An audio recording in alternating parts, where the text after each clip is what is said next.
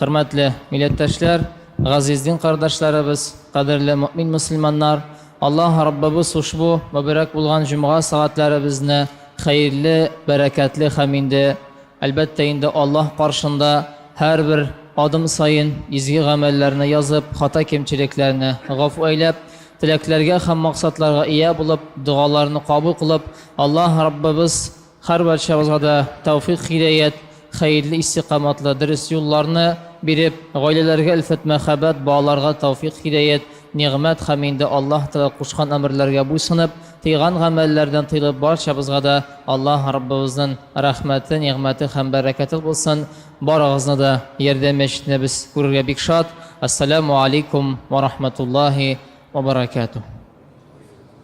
Allah Teala ushbu mübarek bulgan cuma saatlerini hayırlı kılıp indi bilgili cemaat elhamdülillah Ramazan şerif aylarımız indi gamel ham gibidette uraza tutup taravih namazlarda katnaşıp elbette indi bugünkü kinde de cuma vaazlarga ham indi farz bulgan gamel ham gibidetine utev niyeti bilen biz indi şükrene saflarına basıp Allah var ikenligin, bir ikenligin, la ilahe illallah Muhammedur Resulullah sözlerge to'g'ri qolib, albatta endi munda yığıldık.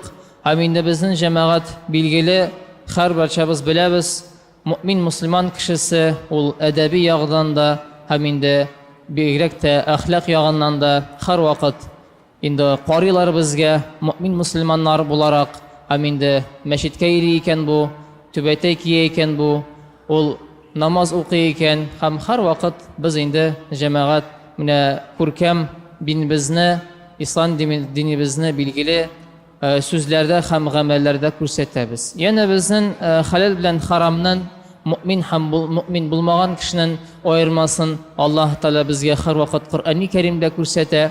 Amma lekin endi jamoat intib bo'lgan asıl biz endi o'z-o'zimizdan mana bu amellarni boshlarga tegishli bo'lamiz. Chunki agarda biz juma namozimizga keldik ekan, nindir edep şulay bit bulurga tiyiş, ahlak bulurga tiyiş. Çünkü biz mümin Müslümanlar issi bulsa da biz mesela eğer de qonaqqa barsak şulay bitinde motor kiyinemiz, naskilarını kiyemiz, şulay bitin tübetelerini kiyemiz. Çünkü indi bik ahamiyetli qonaqni biz hürmet etemiz. Eğer de indi meşitke kildik iken cemaat ezirlenip şulay bitinde ezirlenip kilemiz iken hiç şeksiz bizim birinci talep o'z-o'zimizga qiyafetimizga ham indi adabiy ham axloqiy yog'idan da biz indi o'zimizga da qarorga tegishli bo'lamiz. Agar da issiq kunlar ekan hech shaksiz indi kimdir naskisiz kela, amma lekin mana bu masalani indi hal etib, shulay bitinde naskilarni olib yoki sotib, kiyib shulay bitinde puxta shista kiyimni ham indi motor tubaytaylarda kiyib bu juma saatlarimizda Allohdan muborak bo'lsin deb, chunki endi biz Alloh yurtidan masjidga kelamiz. Amina jamoatinde ul hech shaksiz o'z-o'zimizga bo'la turgan hal, amma lekin Alloh taolo mana kelajakda mana issiq kunlar bo'lsa da, buyrakda endi bugungi kunda albatta endi haram bilan halalning endi mana bu hududlar, shiklar endi ko'rina, ham endi issiq vaqtlar bo'lg'ach, endi hech shaksiz shara xotinlar borliqqa kela, ham endi erlar uchun endi ul bik og'ir masala. Amma lekin Allah subhanahu va taolo mana bizga anglata. Ya'ni halal ham endi haram ul faqat rizqina tugil, amma lekin Alloh Rabbimiz bizga anglata ul g'adatiy turmush. Ham g'adatiy turmush ul har vaqt endi nindir adam bolasi bilan beyli yoki kishi bilan beyli bo'lgan albatta endi muomala. Alloh taolo Qur'oni Karimda hurmatli jamoat bo'ladi deb aytadi. Bismillahirrohmanirrohim. Allohu valiyullazina amanu. Alemlerin hocası bulgan Allah subhanahu ve teala hak müminlerin hocası hem Rabbisi ikenligini bizge anlata. Yana şulay devam etip ayta yuhricunahum minaz-zulumat ilen-nur. Allah öz hikmetiyle alarının karanlıktan, nadanlıktan eşeksiz mine turu yolga hem Kur'an hem sünnet amellerini ko'rsatib, iyilik yasap eden bolasın dürüst yolga kundurayken. Dürüstlükte de dünyada to'g'ri yo'lni tabuğa Allah Rabbimiz bizga bir ko'p nimet beradi. Har bir mümin Müslüman kishisi ul har vaqt agar da endi Allah Taala tani ekan, ул инде гамәл һәм гыйбадәттә икән, намазда икән, ул бәхетле кеше дигән сүз. Аллаһ Тәгаләгә ышанып, ул бер икәнлеген шаһидлек биреп, яшәгән очракта Раббысы кушкан әмерләренә буйсынып тыйган гамәлләрдән тыйыла икән. Хакыйкатьтә Коръәни Кәримдә җәмәгать харам белән хәләлнең аермасы, мөмин һәм мөмин булмаган кешенең нәтиҗәсе һәм пәйгамбәрләрнең кыйссалары һәм яна шулай аларның хикмәтләре туплангандыр. Иман китергән бәндәләре Аллаһ Тәгаләгә һичшиксез иман китереп, кушкан әмәлләргә буйсынып тыйган гамәлләрдән тыелалар. Әмма дә ләкин Аллаһ Тәгалә безгә аңлата: "Ла тaqrabu zina", бигрәк тә инде менә шул эссе көннәрдә зинага якын да бармагыз ди. Ерак булыгыз, чөнки ул фахишәлек, наданлык, кабахат гамәлләр дип Аллаһ Тәгалә безгә аңлата. Һәм инде җәмәгать бигрәк тә инде менә ул хәлал белән харамның аермасын һичшиксез менә ул тормышта ул бар икәнлеген без аны беләбез һәм Аллаһ Тәгалә безгә дәвам итеп әйтә: "Ла тaqtulu nafsallati harramallah", бер-берегезгә кул күтәрмәгез, бер-берегезне рәнҗитмәгез. Әгәр адәм баласы бер-берегезне рәнҗитсә икән, һичшиксез гафу үтенегез, кан түкмәгез. Аллаһ Тәгалә бу эшне харам кылды ди. Һәм инде сату алуда, яны эшмәкәрлекне әгәр дә алсак, Аллаһ Тәгалә әйтә: "Бисмиллаһир-рахманир-рахим, ва ахаллаллаһу бай'a ва харрама-р-риба". Сату алуны Аллаһ Тәгалә рөхсәт итте, әмма рибаны, ягъни ришвәтне харам итте, тыйды дигән сүз. Шуның өчен җәмәгать менә бу тормышта Аллаһ Тәгалә әгәр дә инде безгә акыл бирә икән, әгәр дә юнәлеш бирә икән, мөмкинчелек бирә икән, без инде Аллаһ Тәгаләгә ышанып, менә бу худудлардан, шикләрдән чыкмыйча, хәерле, матур тормыш алып барырга тиешле булабыз. Чөнки Аллаһ Тәгалә безгә шулай дәвам итеп әйтә, билгеле ул сүзләрдә дә һәм гамәлләрдә дә бар бу шикләр. Әмма Аллаһ Тәгалә безгә аңлата Мөъминун сүрәсендә: "Бисмиллаһир-рахманир-рахим, кад афлахал-муъминун", Аллаһ Тәгалә безгә мөрәҗәгать итә. "Аллазина хум фи салатихим хаши'ун, валлазина анил-лa'ви му'ридун", дип Аллаһ Тәгалә безгә әйтә.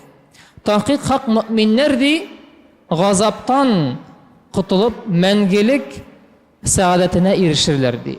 Алар намазны укыган вакытта хушук белән укый ди һәм яна шулай буш сүзләрдән, гайбәтләрдән һәм инде файдасыз сүзләрдән алар баш тарталар ди. Шуның өчен җәмәгать менә бу бик әһәмиятле һәм хикмәтле насихат һәрбер адәм баласы өчен, ягъни һәрбер төбәче өчен. Аллаһ Тәгалә ушбу инде насихатларны һәм инде сүзләрне онытмыйча, гамәл һәм гыйбадәт кылган вакытта Аллаһ бар икәнлеген, бер икәнлеген ант итеп, менә дусларга, кардәшләргә һәм инде газиз балаларга һәм ныкларга менә бу әйберләрне без инде үзебез әгәр дә инде таратсак, аңлатсак, бик яхшы булыр иде. Аллаһ Тәгалә безгә җәмәгать һичшиксез аңлата ачыктан ачык: "Иннамал хамру вал майсиру вал ансабу вал азлам риджсун минал амали шайтан фаҗтанибуһу ла'аллакум туфлихун".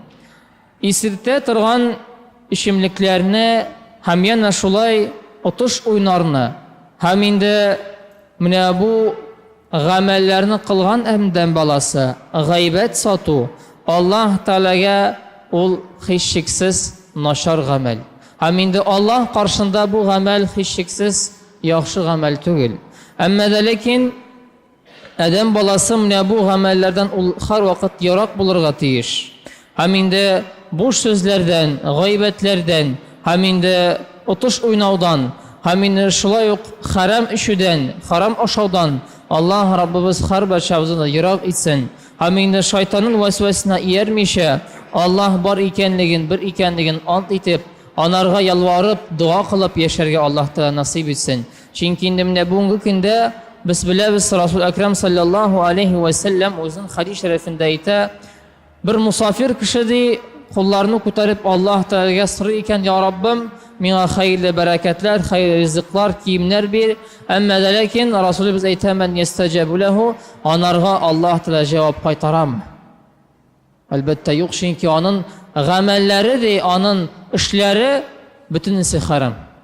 Шуның өчен менә безнең тормыш безнең кыяфәт, безнең киемнәр, безнең гамәл һәм гыйбадәт, шулай ук мал-мөлкәт ул халал булырга тиеш.